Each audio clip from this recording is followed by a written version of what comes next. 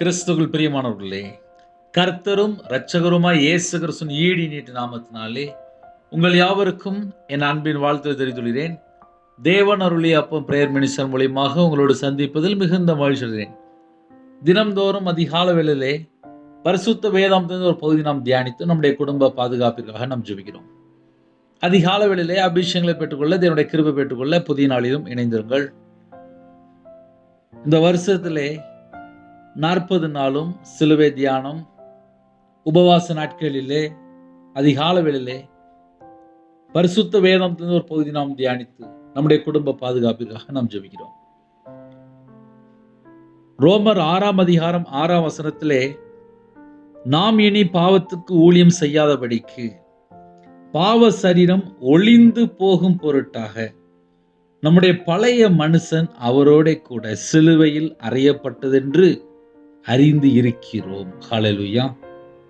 இன்னைக்கு காலைவேளையில சிலுவை தியானம், ரோமர் 6ஆம் அதிகாரம் 6ஆம் வசனம். நாம் இனி பாவத்துக்கு ஊழியம் செய்யாதபடிக்கு பாவ சரீரம் ஒளிந்து போகும் பொருட்டாக. இயேசு கிறிஸ்துவை யாரெல்லாம் சொந்த இரட்சகராய் ஏற்றுக்கொண்டீங்களோ, யாரெல்லாம் ஞானஸ்தானம் எடுத்திருக்கிறீங்களோ, நம்ம எல்லாருமே கிறிஸ்துடனே கூட அடக்கம் பண்ணப்பட்டோம் என்று எழுதப்பட்டிருக்கு. அவருடைய மரணத்தின் சாயலில் நாம் இணைக்கப்பட்டவர்களானால் அவருடைய உயிர்த்தெழும் சாயலிலும் இணைக்கப்பட்டிருப்போம். ஒரு மனுஷன் ஞானஸ்தானம் எடுக்கும் போது என்ன நடக்கு? இயேசு கிறிஸ்துவை சொந்த இரட்சகராய் ஏற்றுக்கொள்ளும் போது என்ன நடக்கு? 4 - 6 உள்ள பகுதியிலே தெளிவா எழுதப்பட்டிருக்கு. மேலும் பிதாவின் மகிமையினாலே கிறிஸ்து மரித்தோரிலிருந்து எழுப்பப்பட்டது போல நாமும் புதிதான ஜீவன் உள்ளவர்களாய் நடந்து கொள்ளும்படிக்கு அவருடைய மரணத்திற்குள்ளாக்கும் ஞானஸ்தானத்தினாலே கிறிஸ்துடனே கூட அடக்கம் பண்ணப்பட்டோம். ஆதலால் அவருடைய மரணத்தின் சாயலில் நாம் இணைக்கப்பட்டவர்களானால் அவருடைய உயிர்த்தெழுதலிலும் இணைக்கப்பட்டு இருப்போம். நாம் இனி பாவத்துக்கு ஊழியம் செய்யாதபடிக்கு பாவ சரீரம் ஒளிந்து போகும் பொருட்டாக நம்முடைய பழைய மனுஷன் அவரோட கூட சிலுவையிலே அறையப்பட்டது என்று அறிந்திருக்கிறோம். நம்ம இந்த கடைசி காலத்துல வாழ்றோம். எப்படி வாழணும்? நாமும் புதிதான ஜீவனுள்ளவர்களாய் நடந்து கொள்ளும்படிக்கு, நாமும் புதிதான ஜீவனுள்ளவர்களாய் நடந்து கொள்ளும்படிக்கு புதிய ஜீவனை நமக்கு தந்திருக்கிறார். புதிய உடன்படிக்கை, இரத்தத்தினால் உண்டான புதிய உடன்படிக்கை. சிலுவையில சிந்தின இரத்தத்தினாலே சமாதானத்தை உண்டாக்கினார். இந்த கடைசி காலம் கர்த்தருடைய பிள்ளைகள் ஒரு முக்கியமான ஒரு வசனத்தை அறிந்து கொள்ளணும். மத்தேயு சுவிசேஷம் 26ஆம் அதிகாரம் 28ஆம் வசனத்திலே, இது பாவ மன்னிப்பு உண்டாகும்படி அநேகருக்காக சிந்தப்படுகிற புது உடன்படிக்கையுடைய என்னுடைய இரத்தமா இருக்கிறது என்றார். புதியதும் ஜீவனுமான மார்க்கத்தை உண்டு பண்ணினார். நமக்கு புதிய ஜீவனை தந்திருக்கிறார், புதிய ஆவியை தந்திருக்கிறார். நம்ம புது சிருஷ்டி. பழையவைகள் எல்லாம் ஒளிந்து போயின. பழைய மனுஷன் அவருடனே கூட சிலுவையில் அறையப்பட்டது என்று அறிந்திருக்கிறோம். பழைய மனுஷன், பழைய வாழ்க்கை, பழைய சுபாவங்கள், பழைய கேரக்டர், பழைய நினைவு. இன்னைக்கு காலவேளையிலே ஒரு முக்கியமான செய்தி. வீட்டுல புருஷன் முன்னாடி 2 சண்டை விடுவாங்க. எப்படி சண்டை விடுவாங்க? நீ 5 வருஷம் முன்னாடி அப்படி செஞ்சுட்ட, 1 வருஷம் முன்னாடி அப்படி செஞ்சுட்ட, 6 மாசம் முன்னாடி அப்படி செஞ்சுட்ட. ஆனா வாரம் பார்த்தா ஞாயிற்றுக்கிழமை சர்ச்சில் போய் நற்கரம் எடுத்துட்டு இருப்பாங்க. கேட்டா, நான் ரட்சிக்கப்பட்டு 10 வருஷம் ஆச்சு, நான் ரட்சிக்கப்பட்டு 20 வருஷம் ஆச்சு, ரட்சிக்கப்பட்டு 30 வருஷம் ஆச்சு. ஆனா ஒரு 30 வருஷம் முன்னாடி சொந்தக்காரங்க சொத்தை கொஞ்சம் எழுதி வாங்கியிருப்பாங்க. 30 வருஷம் ஆனாலும் இருதயத்துல போகாது. ஏன்னா பழைய காரியங்கள் இன்னும் மனசுக்குள்ளே கிடக்கும். மன்னிக்க முடியாது, கசப்பு, வைராக்கியம், வெறுப்பு, எரிச்சல், கோபம், 30 வருஷம் இல்லை, 50 வருஷம் ஆனாலும் சில வீட்டுக்குள்ள அப்படியே இருக்கும். இதெல்லாம் என்னன்னா பழைய மனுஷன். நம்ம கிறிஸ்துவுக்குள் அடக்கம் பண்ணப்பட்டிருந்தால் நம்ம புது சிருஷ்டி. கிறிஸ்துவுக்குள் அடக்கம் பண்ணப்படும் போது என்னெல்லாம் நடக்கு அப்படின்னா, அதை நம்ம சிம்பிளா எப்படி புரிந்தால் நலமா இருக்கும் அப்படின்னா, ஒரு மனுஷன் செத்து போயிருந்தான்.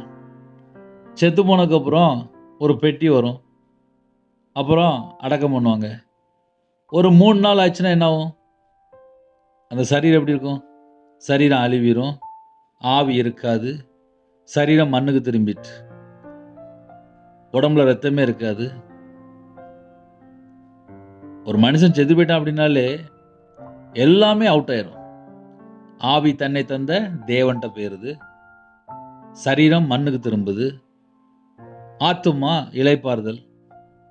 நம்ம நன்மை செஞ்சால் நித்திய ஜீவன், தீமை செஞ்சால் நித்திய ஆக்கினை. ஒரு குடும்பம் இயேசு கிறிஸ்துவை சொந்த ரட்சரா ஏற்றுக்கொண்டு பல வருஷம் ஆச்சு. 20 வருஷம் ஆச்சு, 25 வருஷம் ஆச்சு, 30 வருஷம் ஆச்சு, 40 வருஷம் ஆச்சு. நல்ல அந்நிய பாஷையில பேசி ஜெபிக்கிறாங்க, நல்ல தரிசனம் பார்க்குறாங்க, நல்ல சொப்பனம் பார்க்குறாங்க. ஆனா இருதயத்துக்குள்ளே மன்னிக்க முடியாத ஒரு சுபாவம், விட்டு கொடுக்க முடியாத ஒரு சுபாவம், எரிச்சல், கோபம், பகை, இதெல்லாம் நிறைய வீட்டுக்குள்ள உள்ள வச்சுட்டு அலையிறாங்க. நம்ம பரலோகத்துக்கு போகணும் அப்படின்னா அந்த பழைய மனுஷன், அந்த பழைய சுபாவங்கள், அந்த பழைய எண்ணங்கள் கிறிஸ்துவுடனே கூட அடக்கம் பண்ணப்பட்டு இருந்தால் அது எல்லாம் அழிஞ்சிடணும். அது எதுவுமே உள்ள இருக்கக்கூடாது.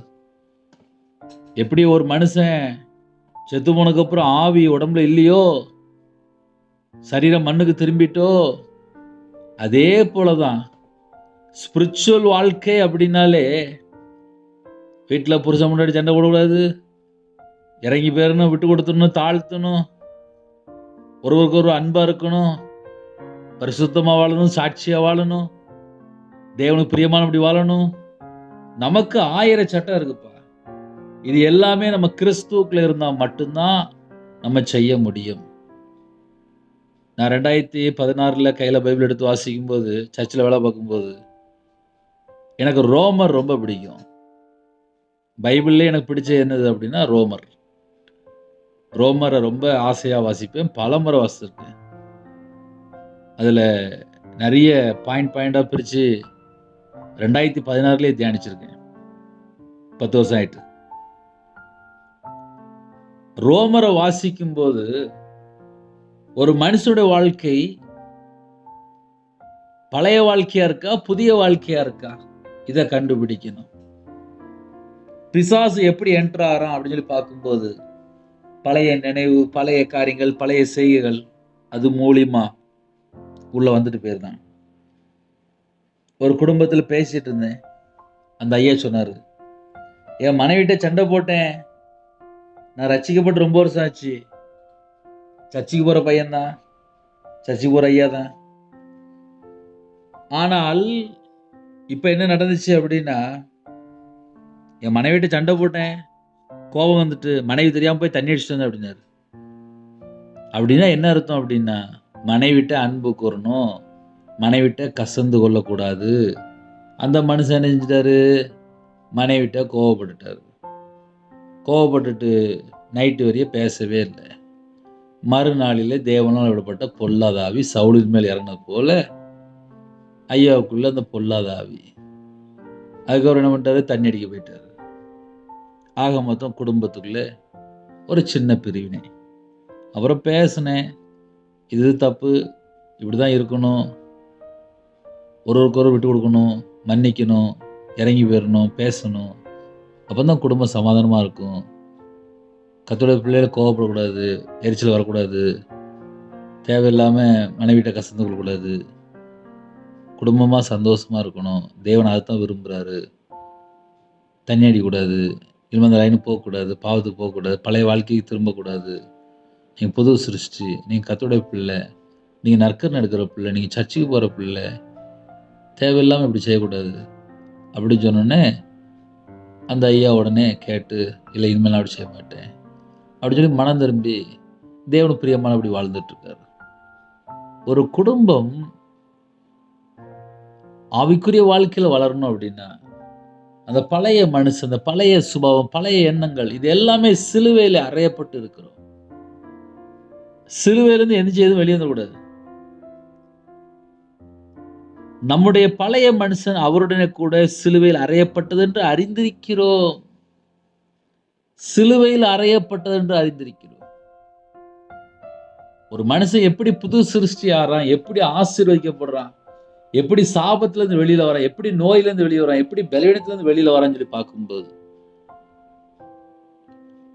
ஒரு மனுஷன் மனம் திரும்பி பாவ மன்னிப்பை பெற்றுக்கொள்ளும் போது,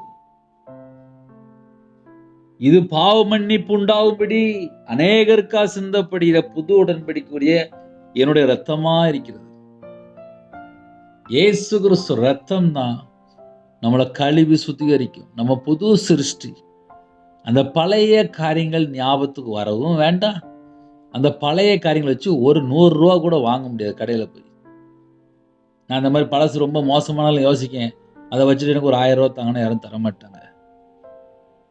அது எல்லாம் முடிஞ்சு போனது. இன்னைக்கு நிறைய வீட்டில் ஏன் வீட்டுக்குள்ள புருஷன் பொண்டாட்டிக்குள்ள பேசாம இருக்கிறாங்க.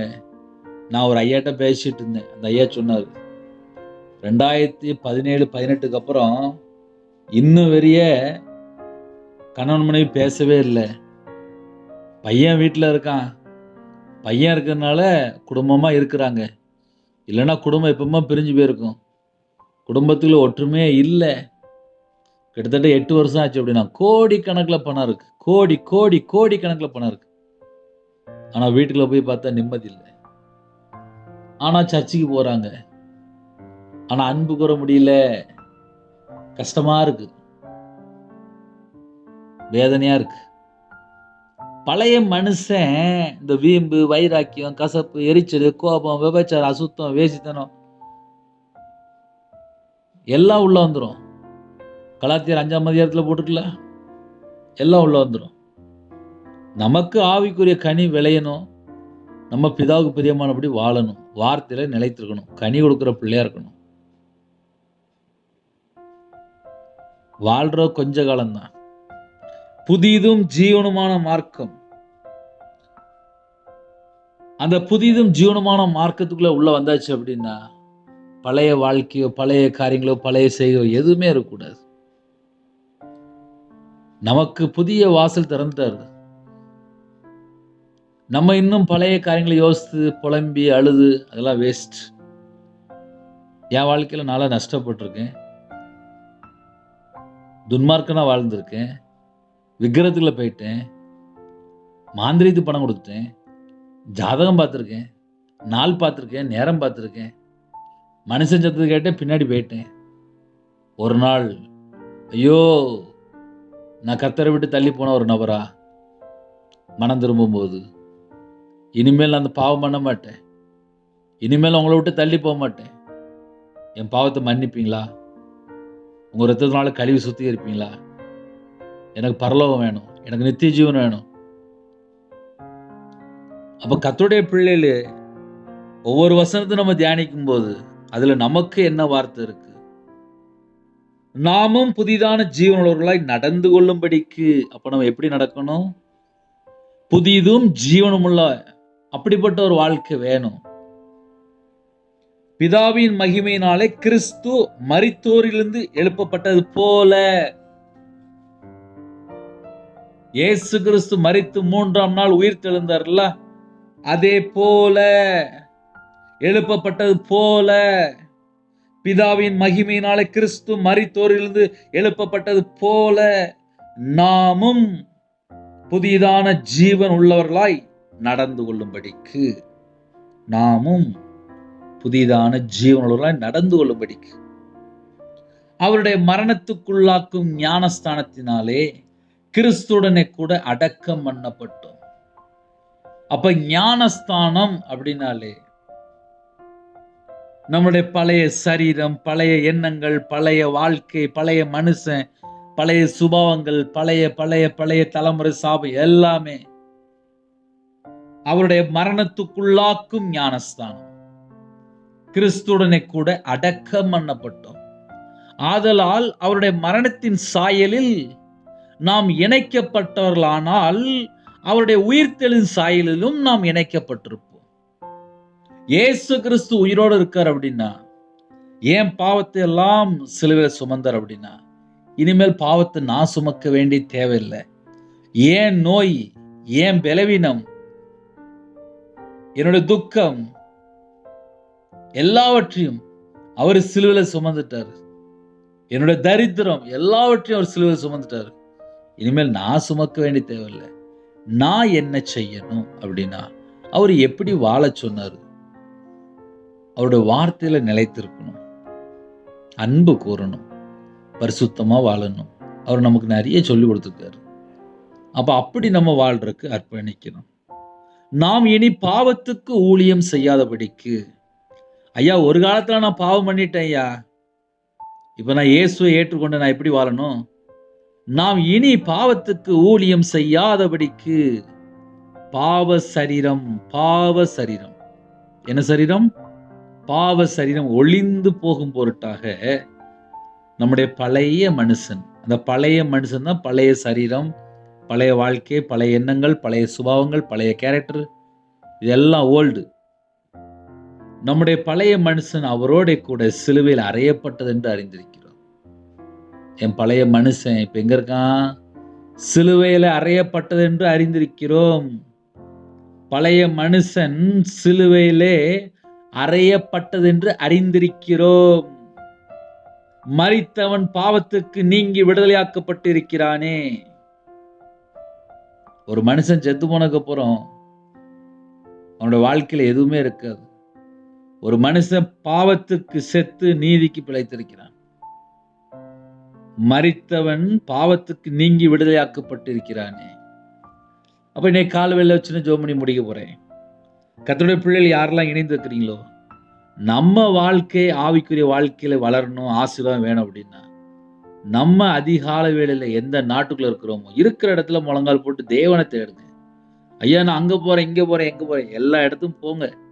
சர்ச்சைக்கு போங்க, ஆவிக்குரிய திருச்சபைக்கு போங்க, உண்மையா தேவனை தேடுங்க. கையில பைபிள் எடுங்க.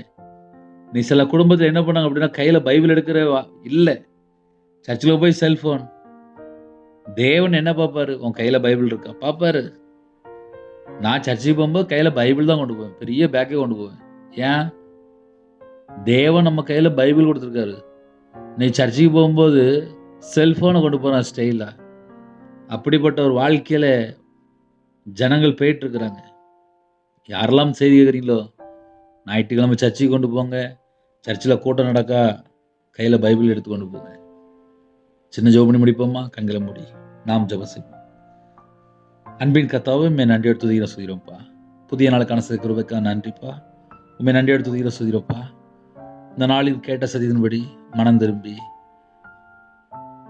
கிறிஸ்துவுக்குள் நாங்கள் இருக்கணும்ப்பா.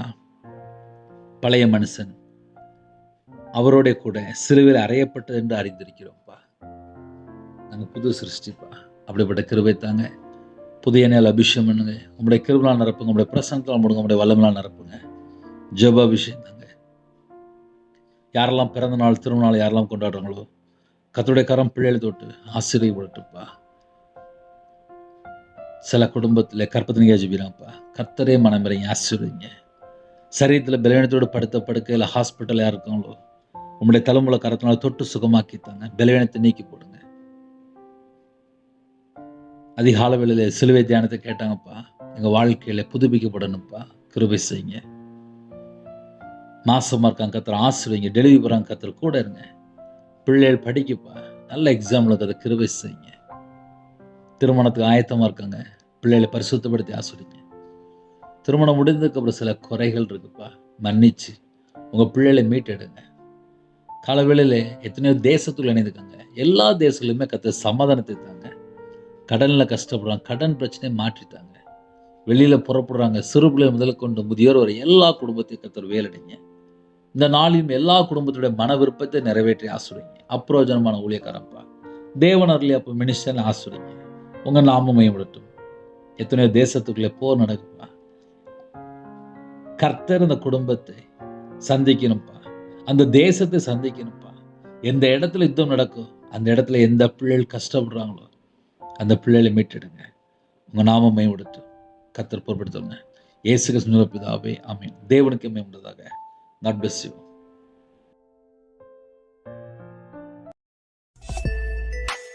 Thanks for watching.